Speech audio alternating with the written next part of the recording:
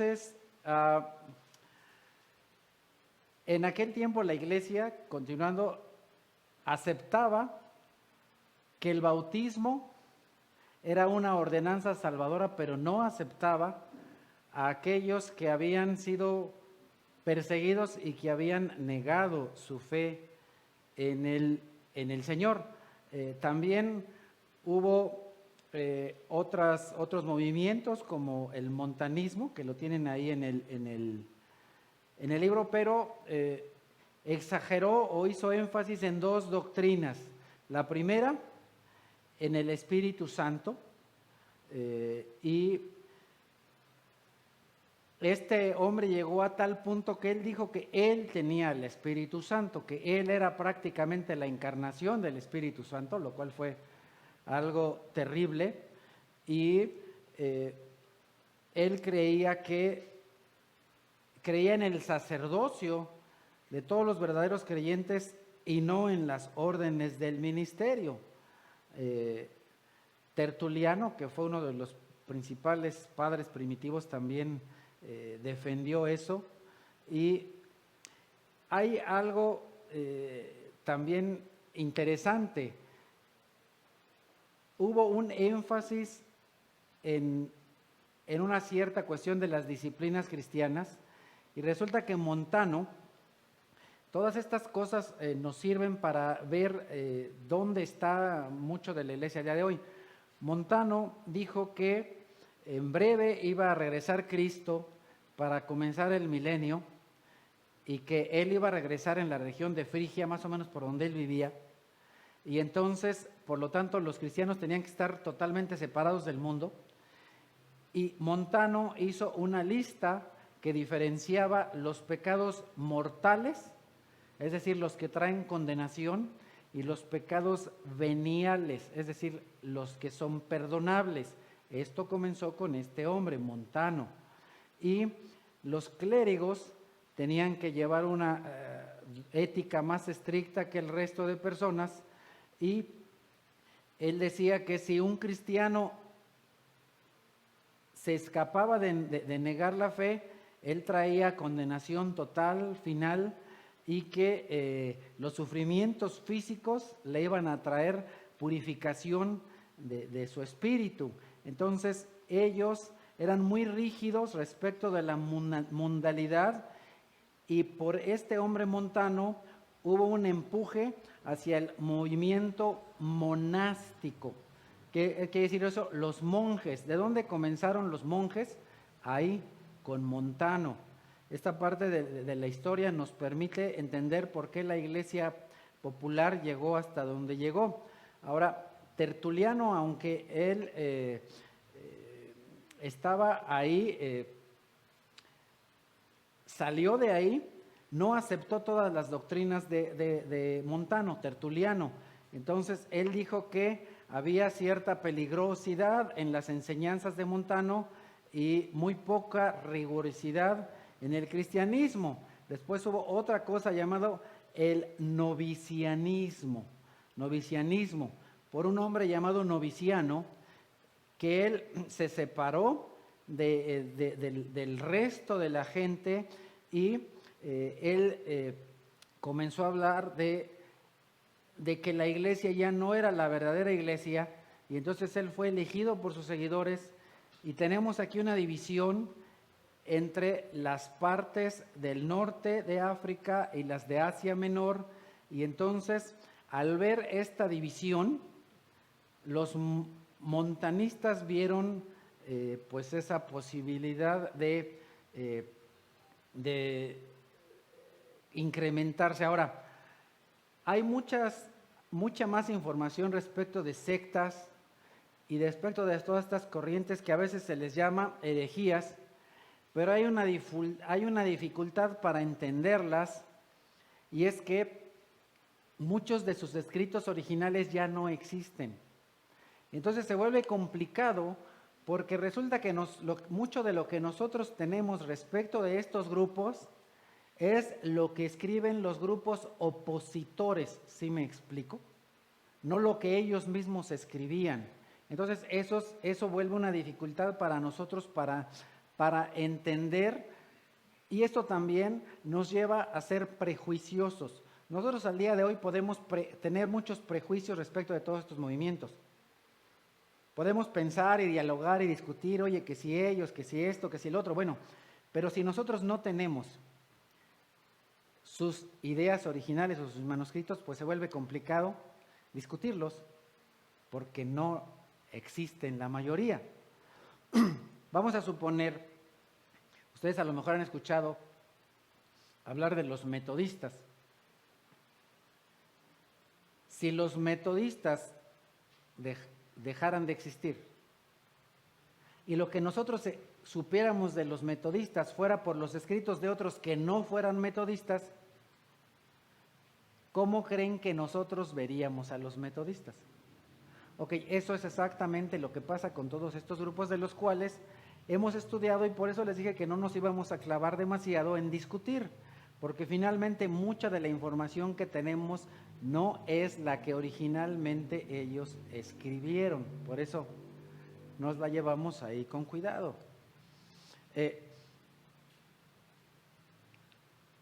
Llegaríamos a muchas conclusiones erróneas respecto de todos estos movimientos.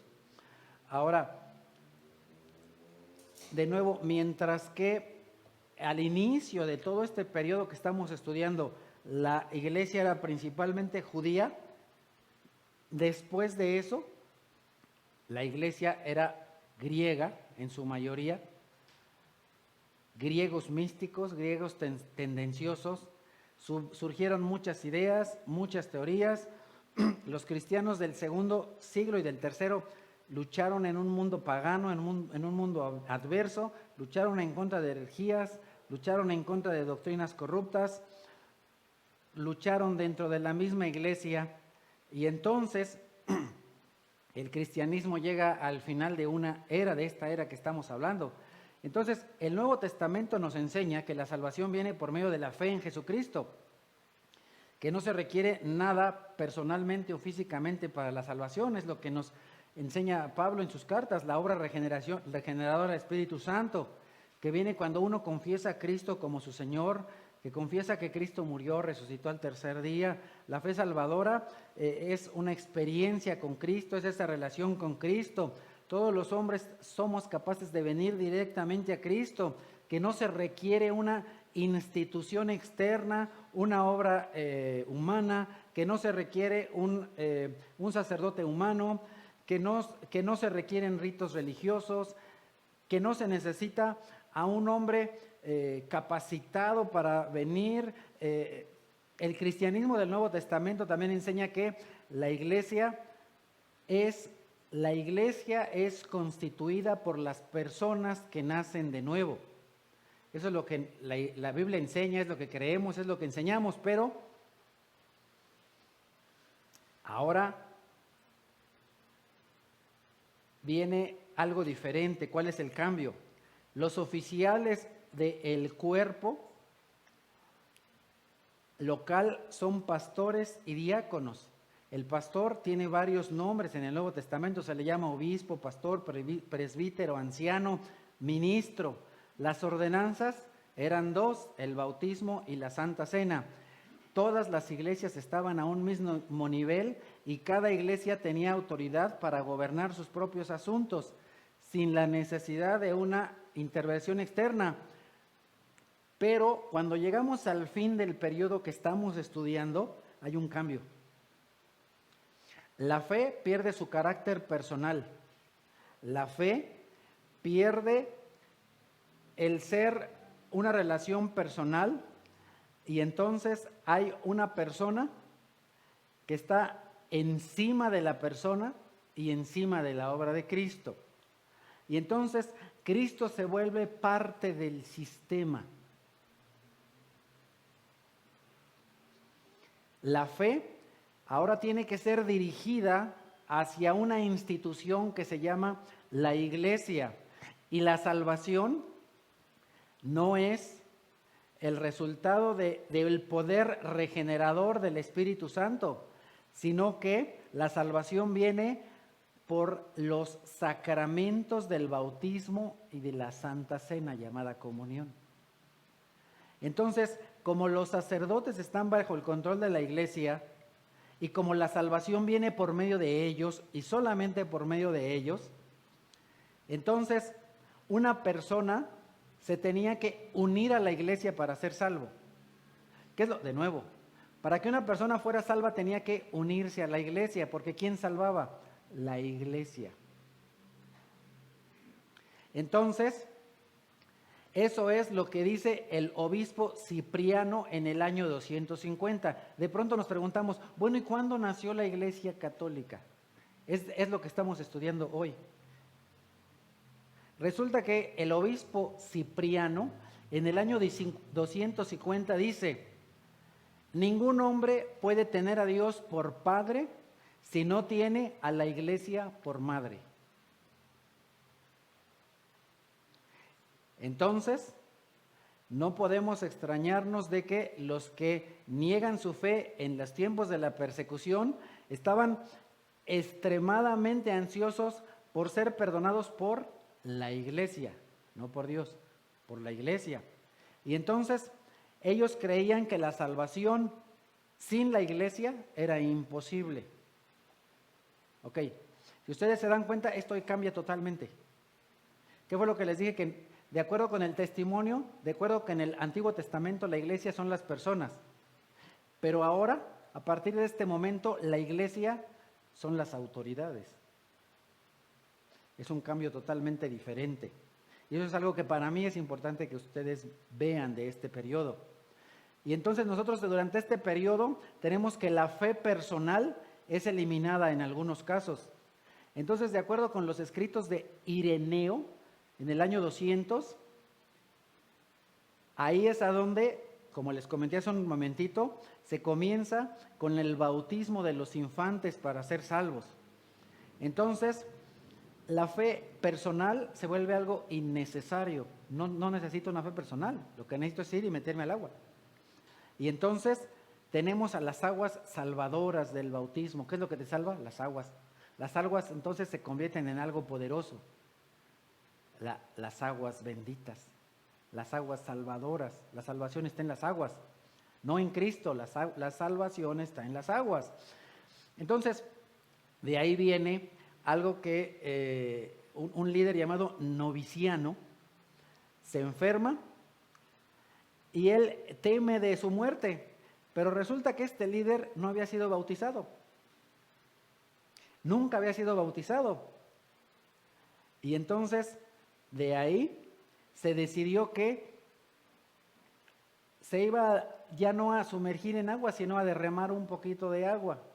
Con Noviciano comienza el derramar el agua, ya no el sumergirse en agua. ¿Ok? Y entonces, después de ahí viene el, bueno, pues si le podemos echar un poquito de agua, pues nada más le podemos echar una rociadita. Ahí viene todo eso. ¿Ok? Y entonces ahora ya tenemos un concepto diferente de la iglesia y de los sacramentos, ya les dije hace un ratito. Y entonces ahora ya no hay una dependencia de Cristo, sino viene una dependencia de la iglesia para la salvación.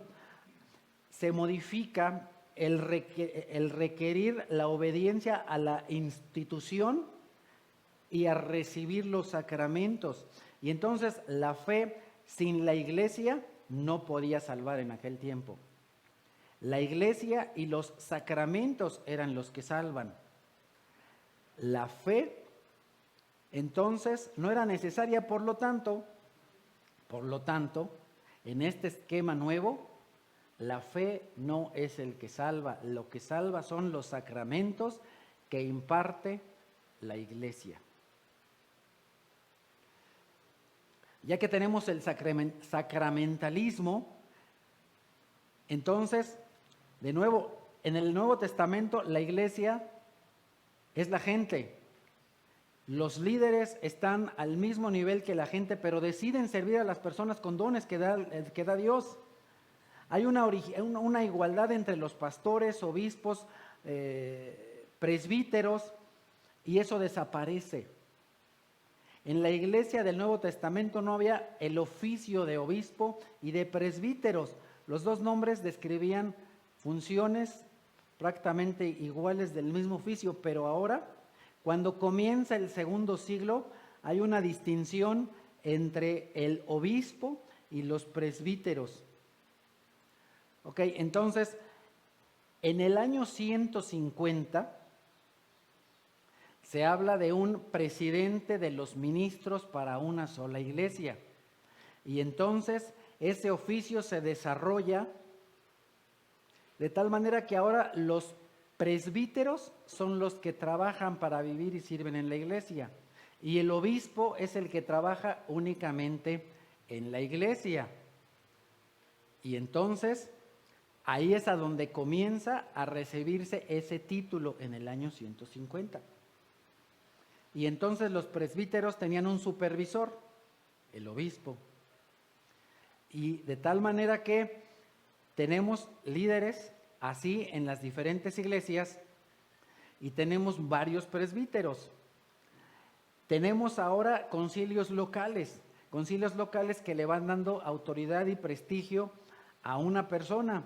Tenemos a líderes de varias áreas que tienen a un líder, y ese líder ahora es un obispo, el que trae autoridad sobre varias. Y entonces resulta que el obispo ya deja de, cuando los lugares son pequeños, el obispo ya no atiende solamente una iglesia o una localidad, sino que si eran muchos pueblos chiquitos o ciudades pequeñas, tenían un obispo para toda una ciudad. Y entonces esto ya es diferente del original. En el original era un obispo o pastor o para una iglesia, y aquí empezamos a tener un obispo para varias congregaciones. De tal manera que tenemos ahora a obispos de ciudades. Y cuando nosotros tenemos estos crecimientos en Roma, cuando termina el siglo III, había 40 congregaciones en Roma, y cada congregación tenía un líder, su propio presbítero o sacerdote, y sobre toda la ciudad había un obispo, era el obispo de la ciudad. Y entonces esto lleva a que hay muchos escritores que han dicho que hay diferentes obispos locales, pero para el siglo IV, empieza a haber la separación del oficio del obispo del presbítero y se comienza a desarrollar autoridades territoriales.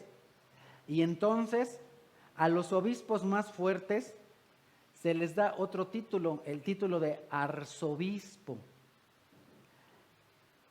obispo gobernante o patriarca, padre gobernante o papa. Eso comienza ahí. Y ellos son los que lideran grandes concilios, y entonces en los concilios ya no asisten los presbíteros y los obispos, solo los obispos. Y entonces llega a haber concilios en los que ya solamente asisten los arzobispos. Entonces, de nuevo, ahora lo que salva es la institución.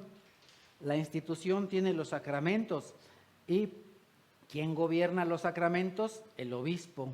Entonces el obispo es el que tiene la salvación en su mano.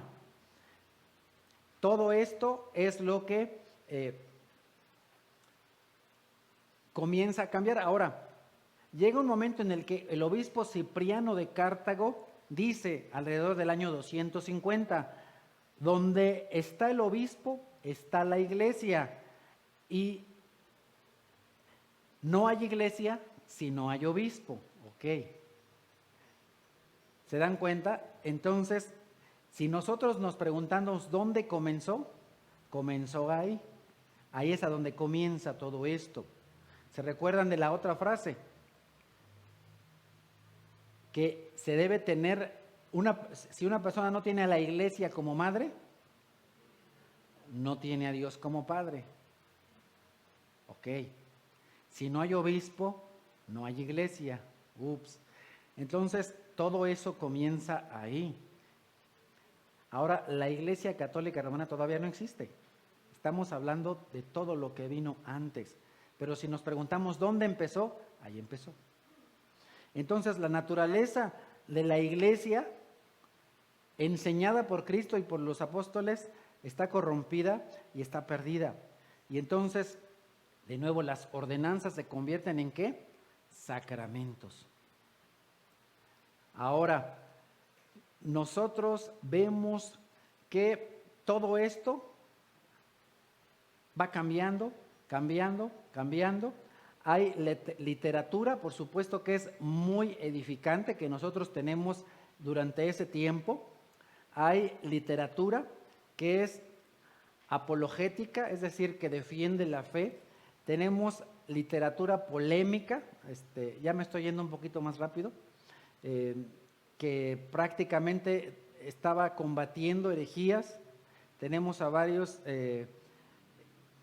escritores.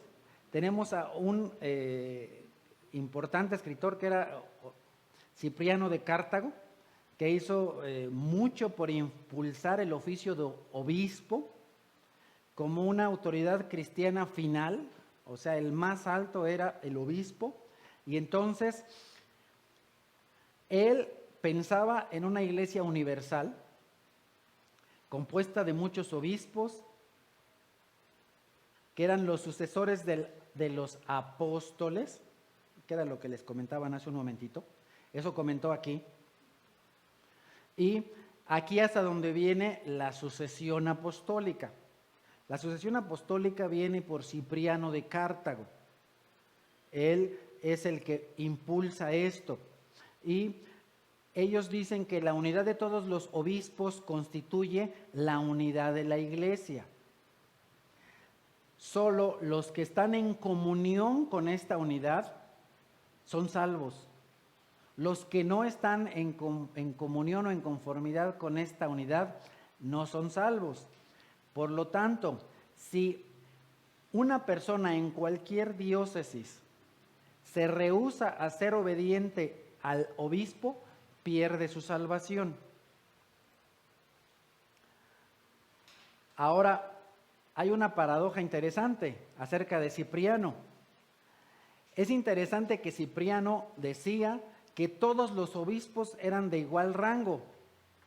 Incluso él peleó para decirle a Roma que no se metiera con su diócesis.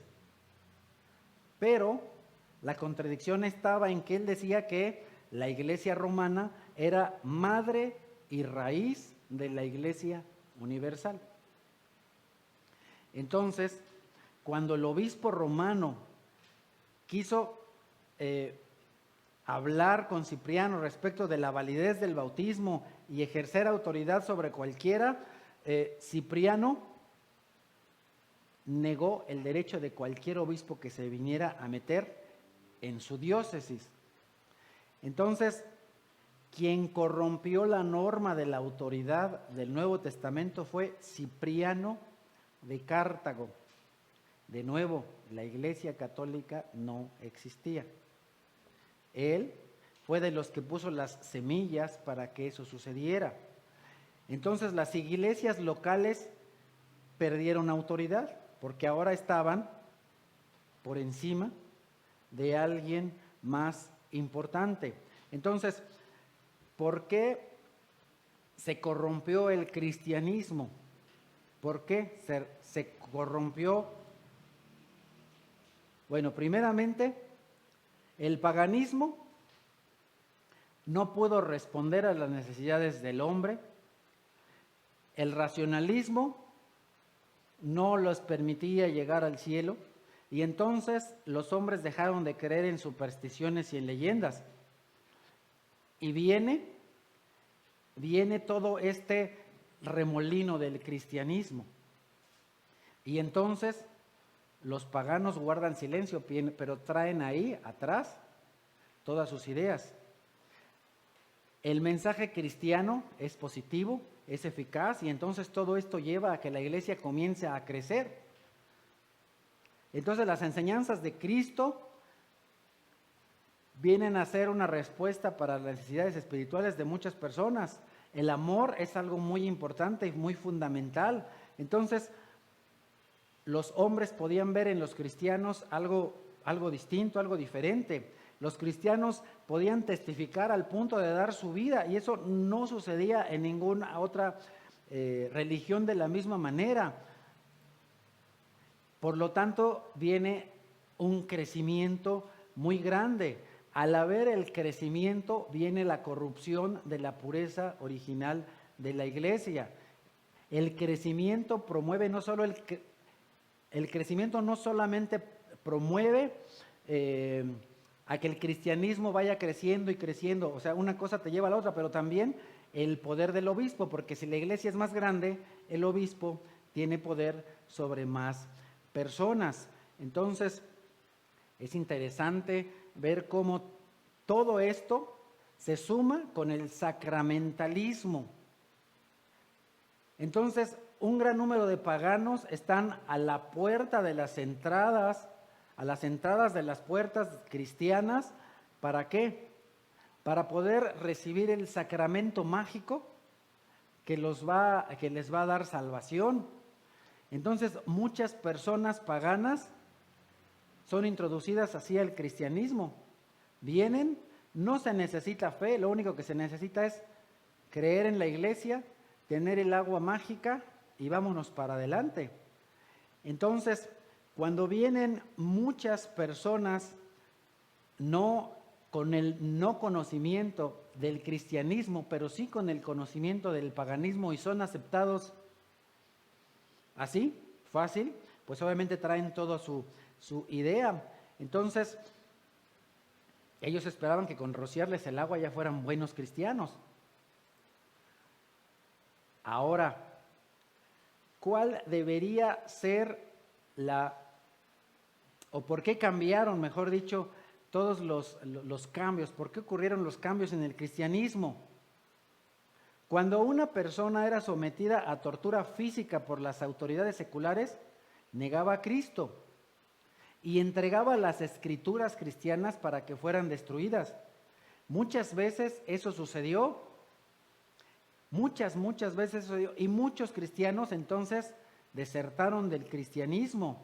Y entonces hay 5 grupos distintos: los mártires, es decir, los que se rehúsan a lanzar el incienso para reconocer al emperador como Dios, son muertos. Los que confiesan a Cristo como su Señor, pero como tienen buena relación o tienen una buena influencia, pues no los matan. Los apóstatas, los que niegan a Cristo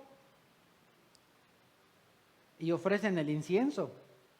Los falsificadores, algunos que recibían un certificado, porque obviamente para salvar su vida algunos podían comprar un certificado en el que decía que ya dieron el incienso al César. Pues este cuate sí cree.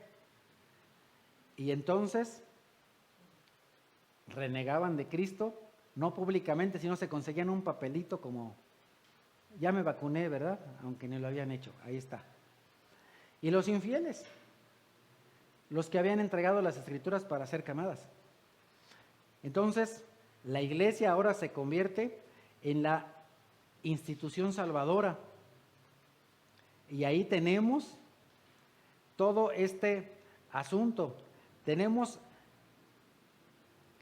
también que hay conflictos internos de los cuales ya hemos hablado. Todos los conflictos internos llevan a la corrupción de la iglesia.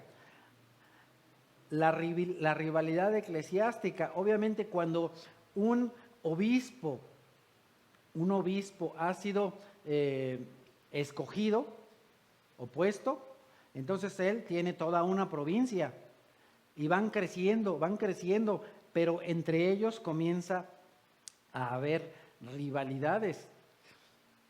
Entonces, de nuevo, si hacemos un resumen, ¿cómo podemos describir la condición de la iglesia durante todo este tiempo, sobre todo al final? Persecuciones. Al principio, las personas no se acercaban a la iglesia por ganancia, no se acercaban por popularidad. Las personas débiles, las que no podían soportar la presión abandonaban la iglesia, los que estaban dispuestos a ser fieles a la muerte eran fieles servidores de Cristo. La iglesia era sacudida una y otra vez, de tal manera que la cizaña y el trigo eran separados. Entonces, la iglesia tenía una enseñanza más o menos unificada. Eran muchos millones de personas por muchos países ya, diferentes razas, diferentes idiomas, una sola fe. Se levantan muchas sectas que después van pereciendo. Hay muchas controversias entre la verdad y hay muchas herejías. Y a pesar de todas las sectas, de las divisiones, a pesar del imperio, todavía la iglesia permanece y la doctrina es más o menos uniforme. Entonces, la iglesia se va organizando, y ya hemos visto cómo es que se fue desarrollando el sistema, cómo es que se van coordinando, y ya para el siglo III, la iglesia estaba ya organizada en diócesis. Para entonces, para el siglo III, ya había obispos que gobernaban las iglesias. La iglesia, como institución, era un ejército disciplinado, tenía una dirección capaz y estaban tanto dentro del Imperio Romano como fuera del Imperio Romano. Entonces, el Imperio Romano venía en decadencia y la iglesia iba surgiendo con fuerza. Ahora, al final del periodo que nosotros estamos estudiando, nosotros, si vemos el estado general del cristianismo, podemos ver que la gente ya no es la iglesia. Ahora el pastor u obispo que tiene ya el oficio, él es el que constituye la iglesia. La palabra iglesia viene a significar no un cuerpo local, no una institución local, sino un grupo de obispos. Se considera que la salvación viene por medio del obispo que custodia los sacramentos salvadores de la iglesia.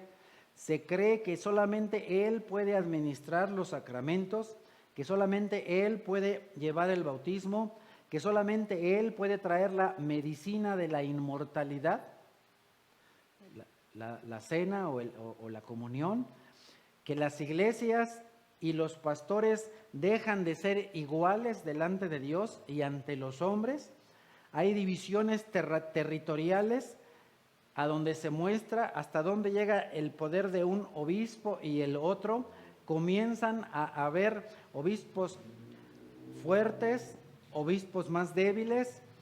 Entonces, de nuevo, ya sé que he estado repitiendo algunas cosas, durante el periodo del año 100 hasta el 312, el cristianismo enfrenta muchas y diversas amenazas, algunas internas.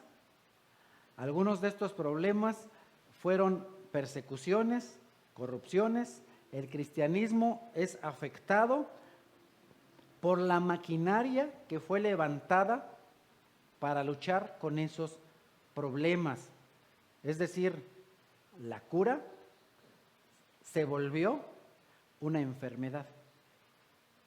El organismo que se desarrolló para proteger a la iglesia y para fortalecer a la iglesia contra los ataques de fuera fue lo que llevó a la iglesia a la corrupción. Para el año 312 ya había muchos cambios en la naturaleza del cristianismo. Todo el crecimiento llevó al cristianismo a algo que ya no se parecía al cristianismo, que solamente se le llamaba cristianismo, pero ya no lo era. Recuerden que para el 312 la Iglesia Católica todavía no existía, la Iglesia Católica Romana. Por eso es que, si se dieron cuenta, a diferencia del título que está en el librito, yo les puse la iglesia perseguida, no la iglesia católica, para no confundirnos con la iglesia católica romana, porque la iglesia católica romana no existía. Ok, porque el obispo de Roma era un obispo más de todos los obispos que había en las iglesias de aquel tiempo. La iglesia se convirtió en la institución salvadora, centrada en los obispos, pero uno de ellos ya comenzaba a reclamar el primer lugar y ya estaba trabajando para conseguirlo, pero hablarán de eso la próxima semana. Todas sus dudas, comentarios y sugerencias, háganselos llevar a John, porque él se las sabe de todas. Yo aquí nada más vine a platicar un poquito de algunas cosas de ustedes, breve, y pues por hoy se terminó nuestra clase. Oye, Martín, perdón. Sí.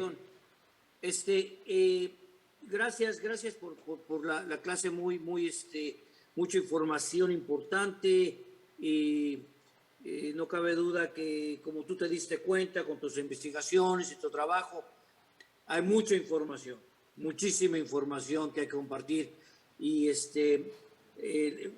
hay muchas preguntas que nos gustaría, y lo has dicho lo correcto, porque yo te voy, antes, estamos bendecidos tener a John cerca de nosotros, porque este señor, o sea, en nuestro círculo es de las personas que más conocimiento tienen al respecto de todo esto que estamos hablando. Entonces es una bendición que estemos, que lo tengamos a él como una fuente de información. Entonces yo les pido a todos que es en 2 semanas, nos volvemos a ver, en 2 semanas, y creo que le toca al hermano Arturo, ¿verdad?, exponer. Sí. Entonces, estaba hablando con John antes de que se fuera, y nos gustaría que ustedes, primero, que lean su material que les corresponde para la próxima clase. Segunda, que nos pongan preguntas para que iniciemos la clase con preguntas que tengan de esta clase que impartió Martín. De esa manera tengamos una secuencia y podamos continuar con la clase, ¿no? De la misma manera, saben nuestro correo electrónico. Si necesitan una pregunta, pueden mandárnoslas y nosotros la contestamos, y la contestaremos el día de la clase, dependiendo de todas las preguntas que nos lleguen. O si quieren esperarse, se esperan hasta que nos veamos en 2 semanas. ¿Ok? Entonces, pues muchas gracias, Martín. Muchas gracias por tu clase, por tu colaboración. Yo creo que les volaste la cabeza a todos con tanta información. Pero es importante, ¿eh? Porque mucha información. Cuando se los decíamos anteriormente, era de que esto nada más es una exposición a la historia de la iglesia, porque nada más con la clase que tú diste hoy podríamos tener 10 años de clase. ¿Sí me explico? Hay tanta información que no es posible poderla llevar en una sola clase. Pero gracias, porque estuvo muy, muy buena, me gustó mucho. Y si no hay otra cosa, pues yo o no sé qué, te lo dejo a ti de regreso para que cierres la clase, Martín. Nuestro hermano Jim quería compartir algo con ustedes. Adelante, hermano.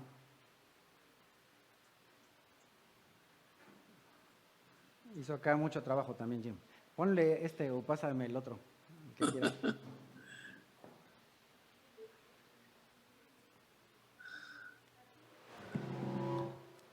Gracias, me escuchan, ¿verdad? Sí. Bueno, primero me gustaría decir que es obvio que Martín ha puesto mucho, pero mucho trabajo en esta presentación. Entonces queremos decir muchísimas gracias, Martín, por esta presentación.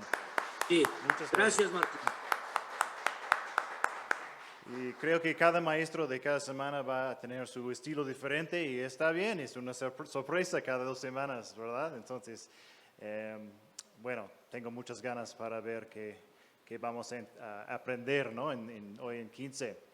Bueno, Martín no estaba hace dos semanas ni en el tiempo para información sobre las líneas temporales, cronológicas.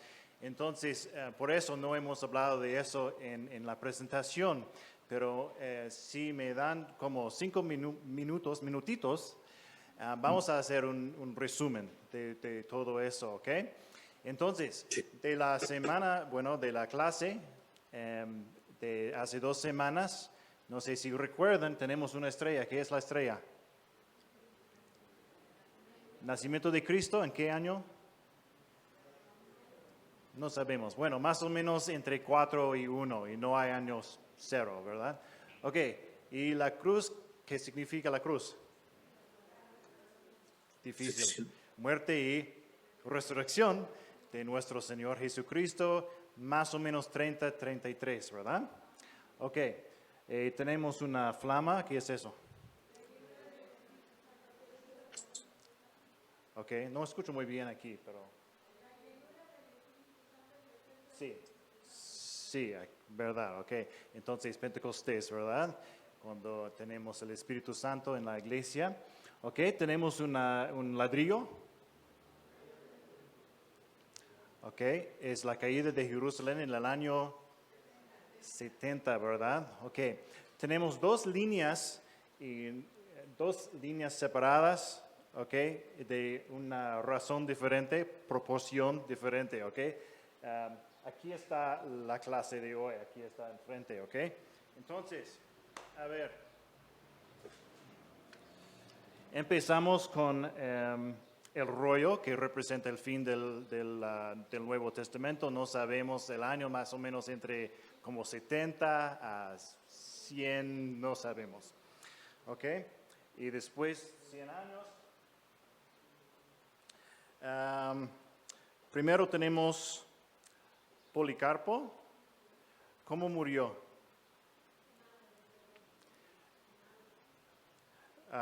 Bueno, sí, quemado, ¿verdad? Por eso tenemos la flama. Tenemos muchas muertes en esa clase. ¿Por qué? Porque estamos estudiando, ¿qué? La persecución de la iglesia, ¿verdad? Ok, entonces empezamos con Policarpo.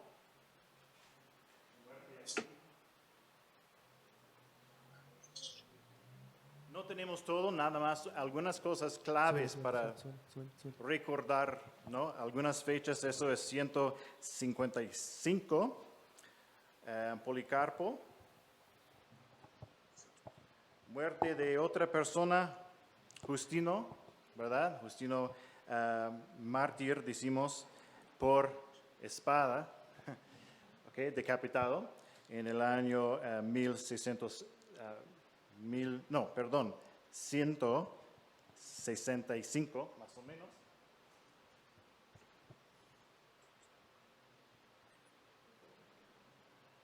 ¿Qué tipo de enseñanza tenía, recuerdan? Era una apologista, ¿verdad? Justino, ok. Vamos a tener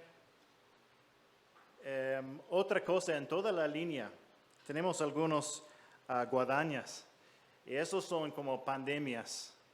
Y no vamos a tener muchos, pero los más grandes no se menciona por la mayoría en el libro, pero son importantes, son muy importantes. Y aquí tenemos a la peste antonina, y la peste antonina 165 a 180, y piensen cómo murieron como 15 a 20% del Imperio Romano. Entonces piensen, cada como 5 personas aquí murieron, ¿no? Eso va a afectar mucho.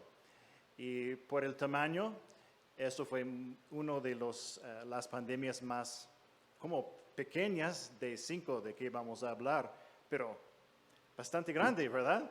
Entonces, esas cosas van a afectar mucho la historia de la iglesia y del mundo.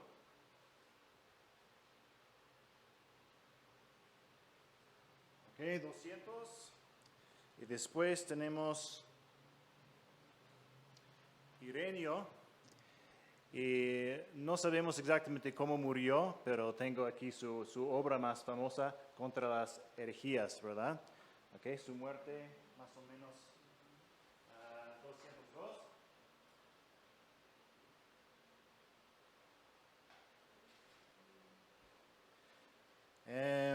Orígenes. Tengo una pluma fuente por Orígenes porque escribió como tal vez miles de obras. La mayoría no tenemos en idiomas modernos traducidos porque son miles. Y recuerdo su nombre a decir el origen de la mala enseñanza de la iglesia. Y no es 100% verdadero, pero hay una semilla de verdad porque su enseñanza fue muy, muy, muy mala. Entonces, Orígenes murió aquí.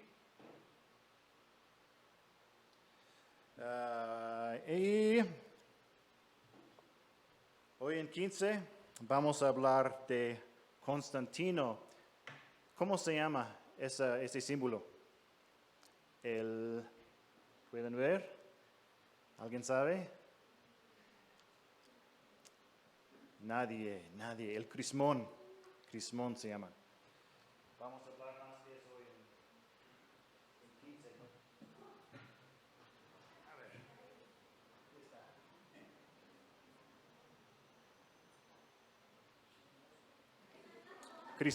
Crismón, ¿verdad? Ok. Entonces, eso es todo del clase de hoy. Entonces, ¿qué tenemos? ¿Recuerdan? ¿Cómo se llama? La muerte de Policarpo, muerte de Justino, Antonina, ¿verdad? Antonina, ¿ok? Y Ireneo, ¿verdad? ¿Ok? Orígenes. Y hablar hoy en 15. Constantino, ¿verdad? Ok, muy bien. Es muy bueno aprender de cada persona. Es muy útil leer de los padres de la iglesia, pero es como entrar en la librería Maranatha en el centro, ¿no? Puedes encontrar libros muy buenos, pero también libros malos, ¿no? Entonces, tenemos que recordar